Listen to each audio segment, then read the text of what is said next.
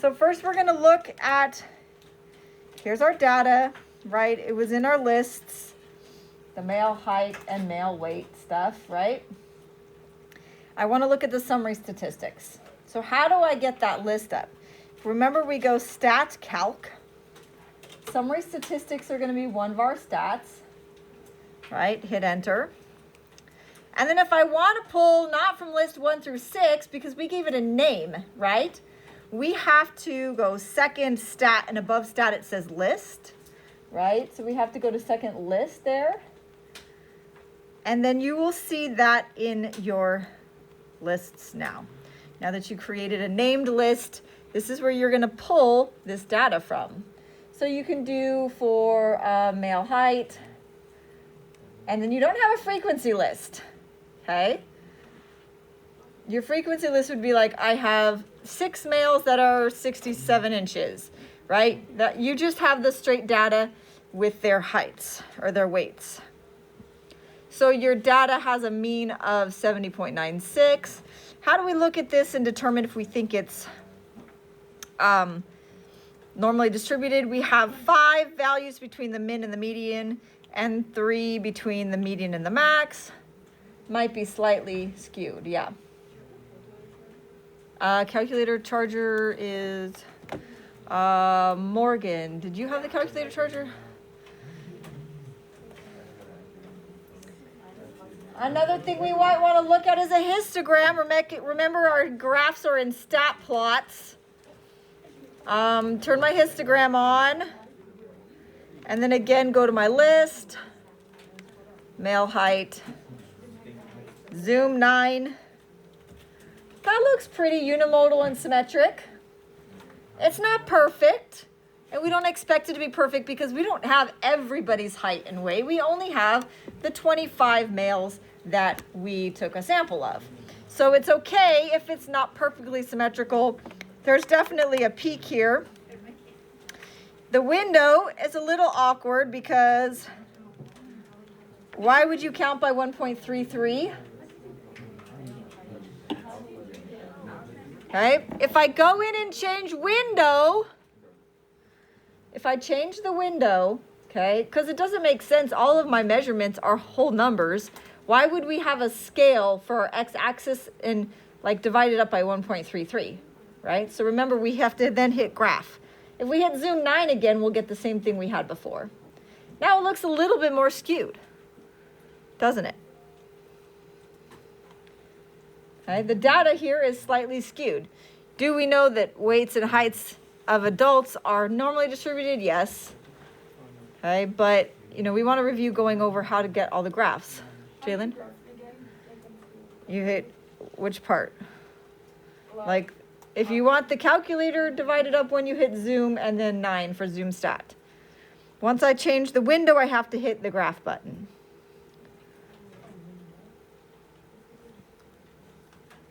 And it might say invalid dimension. You have to make sure that your plots are not, your other plots are not turned on. It can't plot a box plot on the same graph as a histogram, especially if your data is not anywhere near each other. So it's important that you have the other graphs off and that there's nothing in the y equals menu. If you have something weird in here, like a period accidentally got put in the y equals menu, it won't graph for you. So check all those things if it's not graphing. Look in your y equals menu. Did something accidentally get put in there? Clear that out. And then you can go to plot 1. Did you get it? I just turned it off. Okay, and you can zoom stat. You can scroll all the way down to 9. And that gives us our original graph.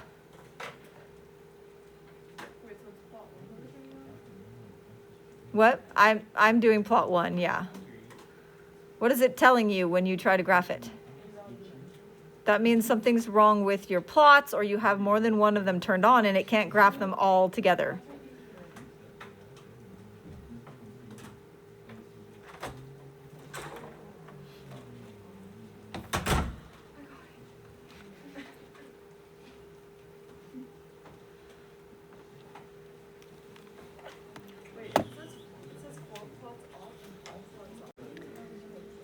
This is our male height data.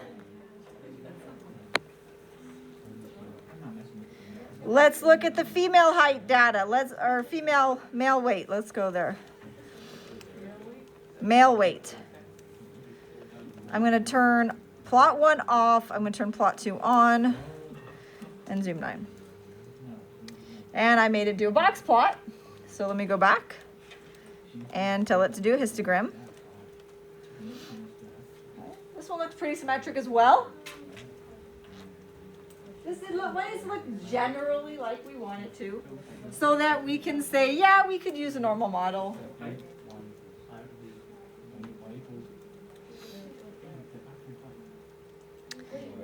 What did you put for your segment? This is male weight. This is the MWT data. So it's unimodal. It's slightly skewed, but it's probably okay to say we got this from a normal population. And go through and look at the female height and female weight. Is anybody still having trouble pulling up a histogram or a graph of the data?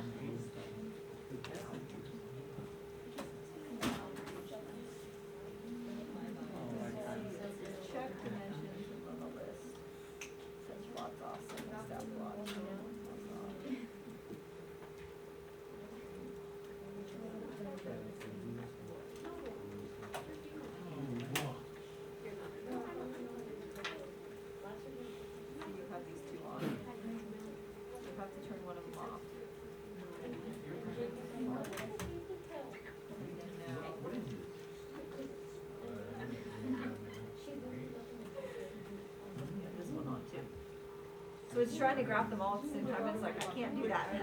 I can't do this graph and that graph and another graph all at the same time.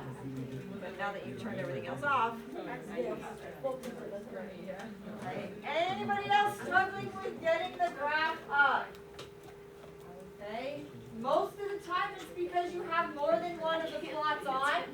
And it's like, I can't do a box plot, a scatter plot, and a histogram all on the same screen.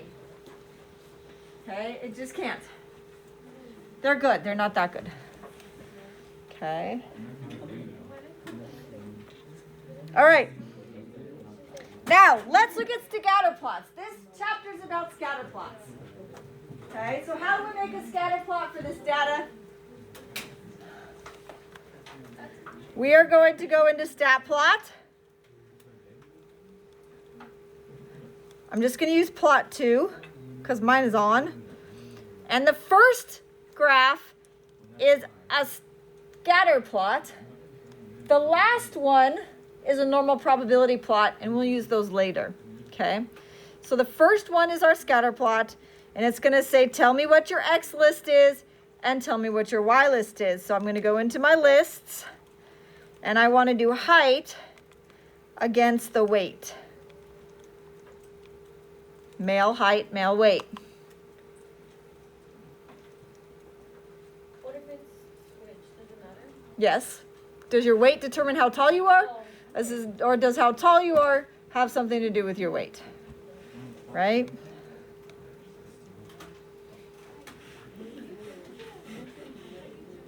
And then again, you're going to hit zoom stat, zoom 9.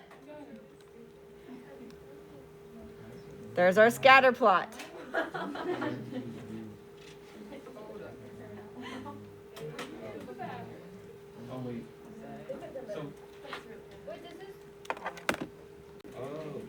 If we hit the trace button, it highlights a point, and if you hit over, it goes through your data list.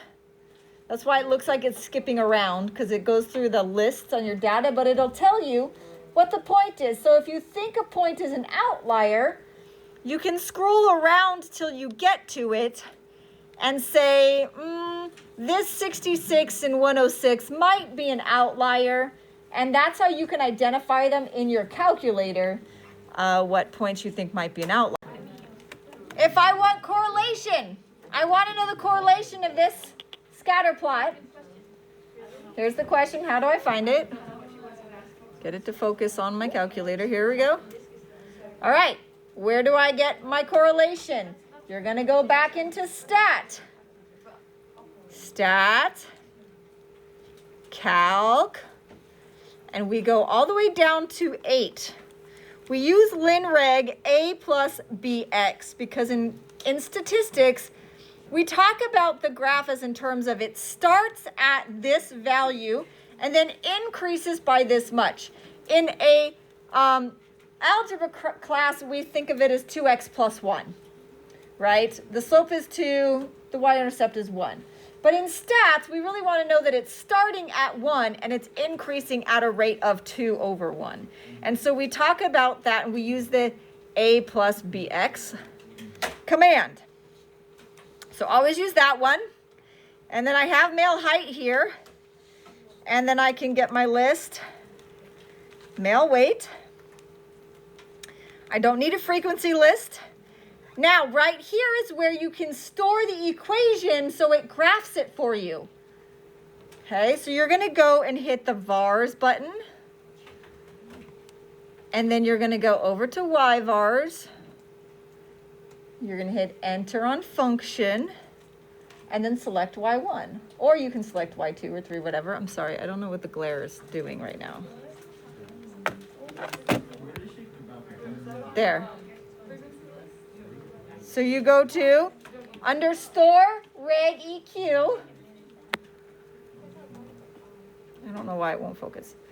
Okay, under the store regression equation, it's vars, yvars, function, and you choose y1. And what that does is when it calculates the equation, it puts it in y1, which then puts it on your scatter plot. Okay, these are important steps to know. Now hit calculate. Is everybody here? Everybody have all that? Calculate. Now we get some data here that we are a little unfamiliar with. A is actually your y-intercept. B is the slope.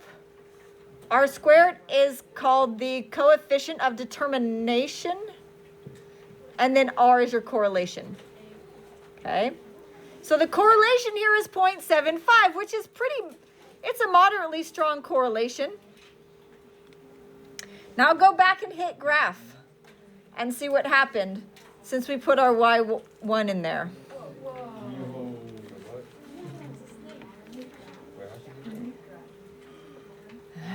I hit graph. There's my regression equation. It's on there. It's on the scatter plot for me. And then if I hit y equals, you can see that my equation is in here, totally unrounded. If you hit over, it goes all the way through it all. Okay. So our direction is positive. I was going to ask what the 0.75 was from, but then I seen the R, and then I remember the R squared R thing. R is the correlation, right? So our correlation, interesting, correlation is 0.75. Interpreting your direction in context is as the male height increases, the male weight increases. If it were negative, you would say decreases, right? It's linear, right? And we can say, because our correlation is 0.75, we can say it's moderately strong, right? Moderately scattered.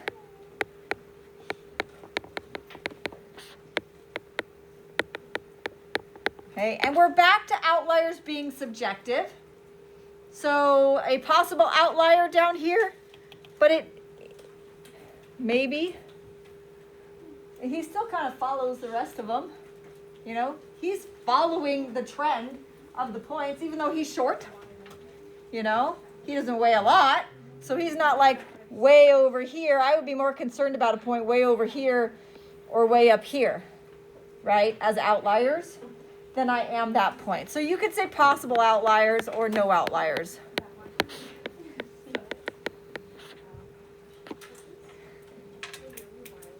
So that's, again, how we describe a scatter plot. We talk about the direction, right? Positive or negative.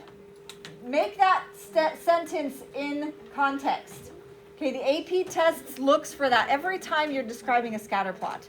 As x increases, y, does it increase or decrease? And you're not going to say x and y, you're going to say what your variables are. Linear, moderately scattered, right? That's linear is your form, scatter, moderately scattered, and possible outliers. Okay. Okay, so I'm here in my scatter plot. Now I have female height, female weight. If I hit zoom 9, I still have a line through there, and that line is not fitting my data, right? That's because it's my old line. It's the line from the males. So if I hit y equals, if I want to keep the equation there, I can highlight the equal sign and turn it off. And if I hit enter, then notice how it's not highlighted anymore? So it won't graph it. Or I can just clear it. Because if you need those numbers, you can do the lin reg again. So back to my graph. There's my scatter plot. How would you describe it?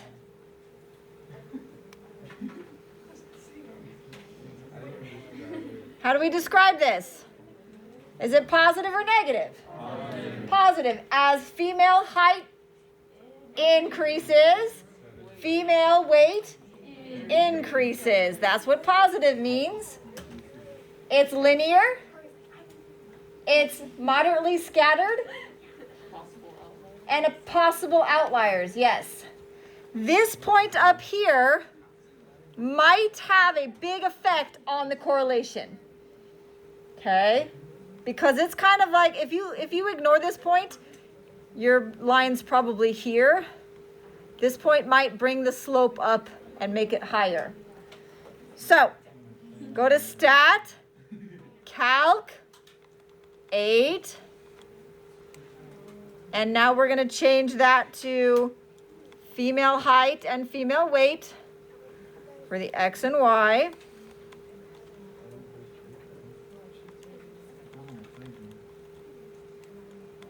Where do we store the equation? You go to vars. So we hit vars. We scroll over to y vars, hit function. Now, if I decided I wanted to keep the first equation in there, I can tell it to put the new equation in y2. That's all that means.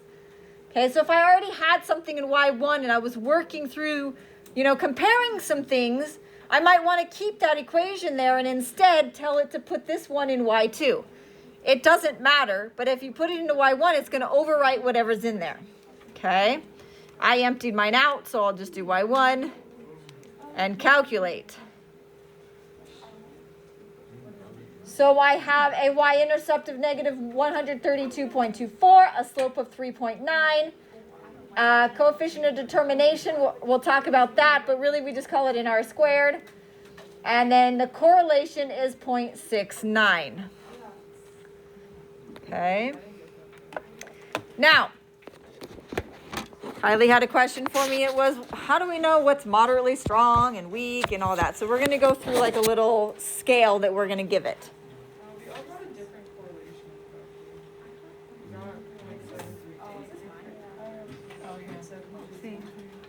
I made mine to put something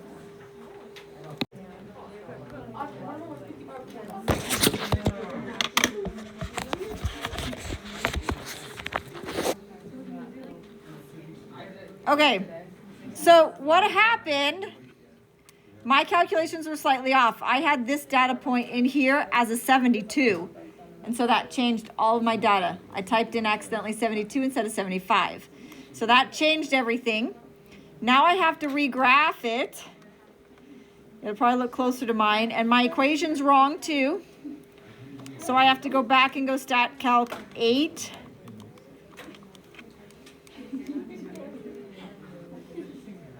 And that should be closer to what you got, right?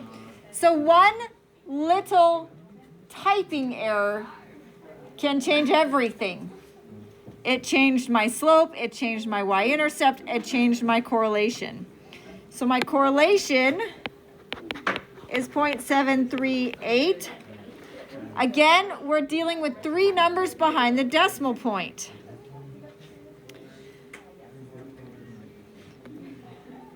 Now, let's talk about that, okay, the correlations and what's strong, what's moderately strong, what's moderate, what's weak, okay?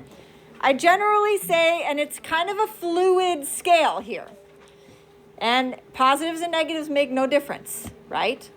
It's the absolute value of R, right?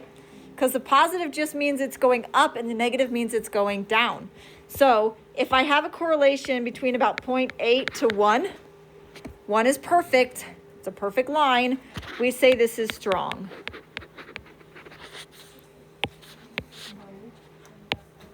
About 0.6 to 0.8, we'll call that moderately strong.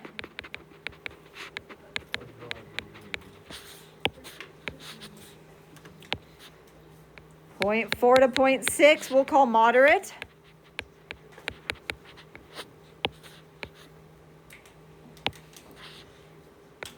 .2 to 0.4 we'll call moderately weak.